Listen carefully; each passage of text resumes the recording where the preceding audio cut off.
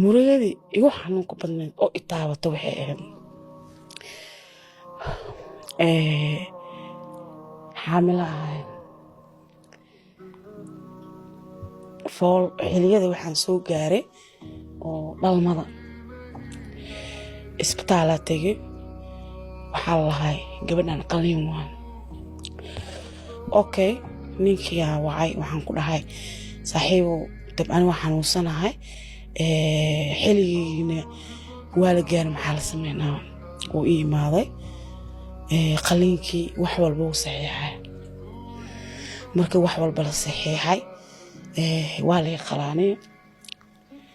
markii la qalay operationkii ka bacdi wiilkeygii oxygen uu galay maadaama uu caloosha ku daahay oxygen la geliyay ma is arkin baan yaa asaga anina qayb kora jooga asna qayb hoos soo joogay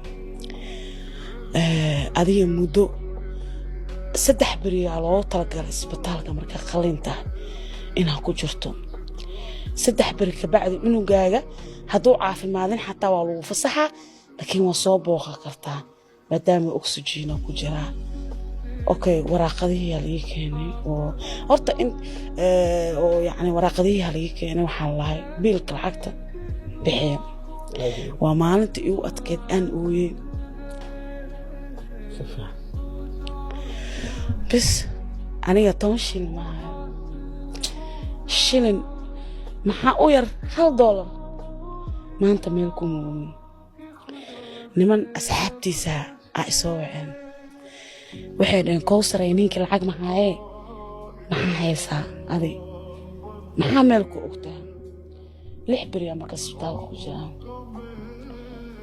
waaga igu bariyo markaas way midaalina ima dhahay xataa lacag haya ama ma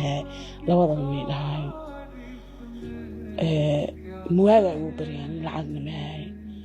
waa wacay waxaan ku dhahay lacag ma sida loo yaa saaxiibka ii sheegay anigana lacag ma hay maxaa tale isbitaalkana ku jira waa ku daalay waa ku rafaaday korkeygana wuu bararay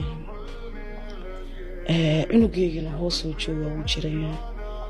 lacagta lagu soo qortay waxay ahayd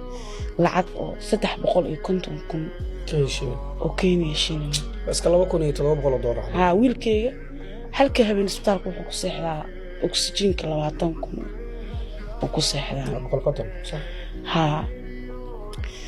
ani gabar kasto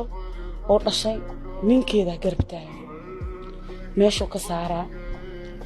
gabar kasto gadaasheeda la broshime ninkeeda meesha ka saaraa